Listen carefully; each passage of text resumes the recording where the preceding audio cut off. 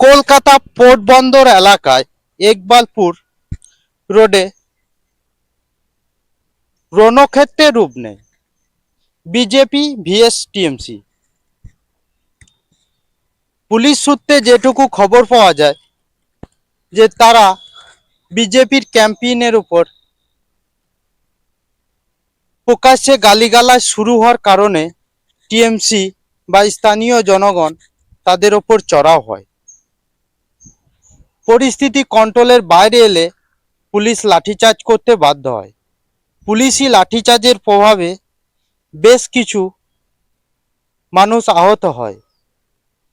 এমনি কি বিজেপি প্রার্থী রাকেশ সিং তিনি গুরুতরভাবে আহত হন, এমনকি তার মেয়ের গায়ের ওপরেও চোট লাগে। টিএমসি সূত্রে যেটুকু খবর পাওয়া যায়, টিএমসি দাবি করেন যে বিজেপি নেতা ক্যাম্পেইনের সময় প্রকাশ্য টিএমসি নেতাদের এমনকি ফিরহাদ হাকিমকেও গালি দেওয়ার কারণে স্থানীয় মানুষ তাদের ওপর চড়াও হয় এবং এটি স্থানীয় মানুষের বিক্ষোভের ফল। সেখানে টিএমসির কোনো নেতা বা কর্মী ছিল না। চলুন সরাসরি তারা কি বলছে জেনে নিই।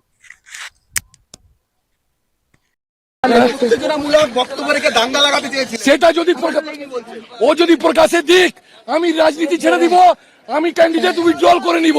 এই টিএমসি দালাল, এই পিপি দাস, রাজীব দেব, আপনারা সবাই দেখেছেন, ওদেরকে এখানে জড়িত করে এই সব জিনিসটা করানো হয়েছে।